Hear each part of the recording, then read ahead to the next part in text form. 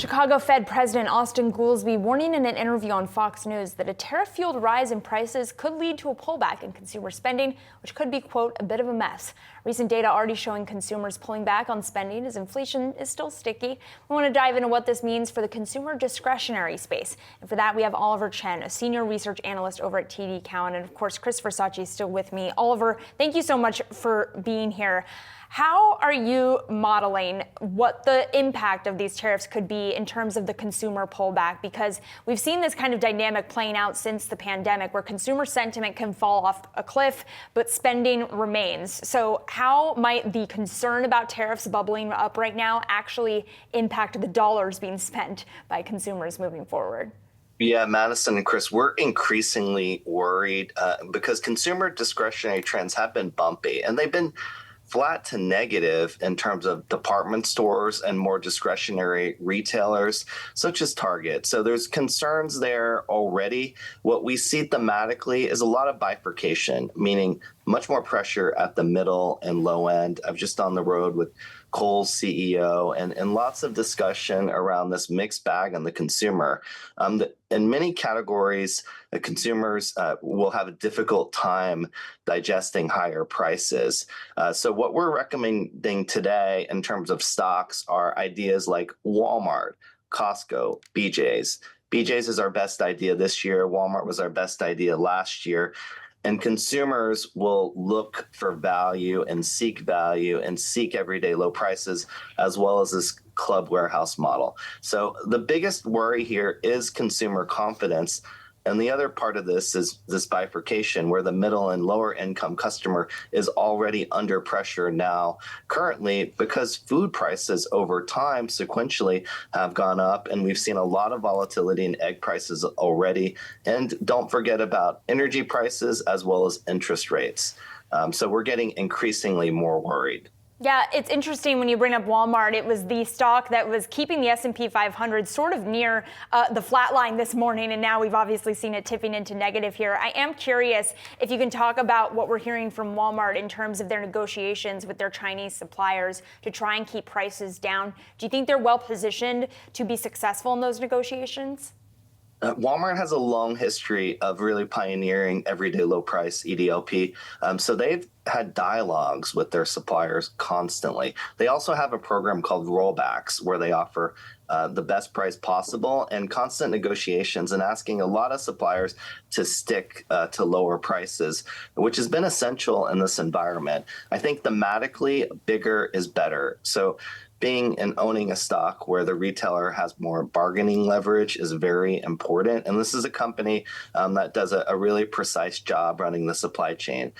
That's true at Costco as well. And Costco is a place where you pay to shop, but it also has a fixed merchandise margin. So you can't get a better deal on many of the products that Costco offers, which is about 3,500 items only. That's a company that's well positioned too. And as we think about Walmart, there's a big technology component as well, including digital advertising, artificial intelligence, marketplace models. I teach a class at Columbia, and retail media is important. So at Walmart, you get a nice defensive grocery business, plus you get technology and a marketplace, which enables a lot of nice growth.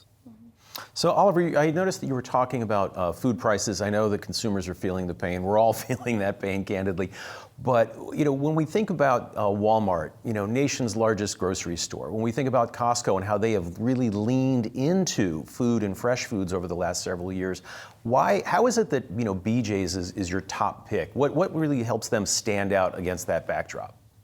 Yeah, Chris, as we look at these stocks, those are all three in my top five, but the BJ's price to earnings multiple is 26 times.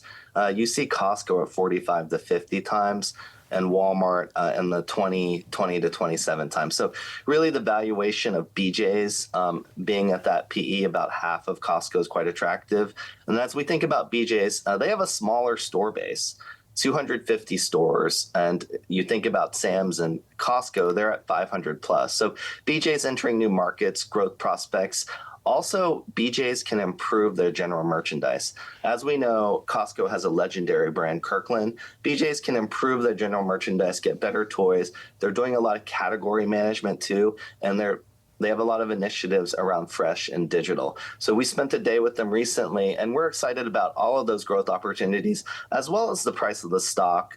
We also think many in this warehouse club space can win. Costco, as well as BJ's and Sam's Club, have a place as they can gain share against traditional grocery as well as dollar stores, and that's happening. This has been a steady channel, and it's been a channel that does have higher household income customers too. Oliver, how should investors think about longer-term growth plays in this environment? And I want to ask you that through the context of some of what I like to think of as like the girly pop stocks that thrive when women are noticing that they have good clothes. So Gap, for example, has become sort of the new Abercrombie and Fitch. I know you cover American Eagle as well. How much staying power do those stocks have, relying on trends versus kind of the potential impact of a negative macro backdrop?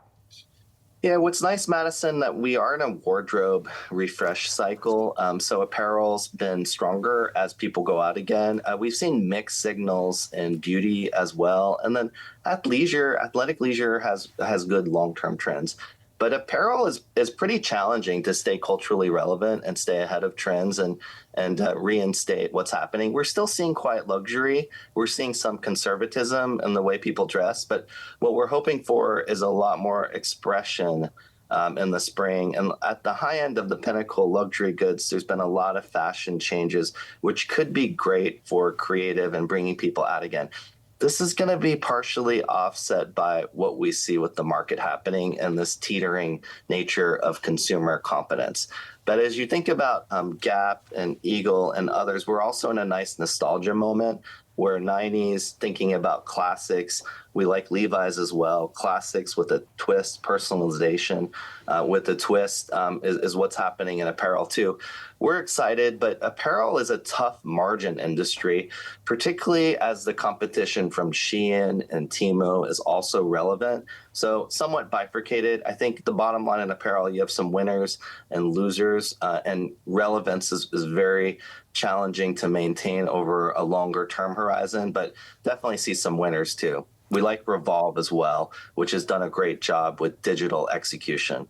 Oliver, if we game this out and there is, the consumer pulls back, there is retail pain, particularly in apparel, does that set up a potential positive tailwind in the second half of the year or even the summer for companies like TJX or Ross Stores that will buy, inventory on the cheap and kind of help, the schlep to shop or the treasure hunt experience?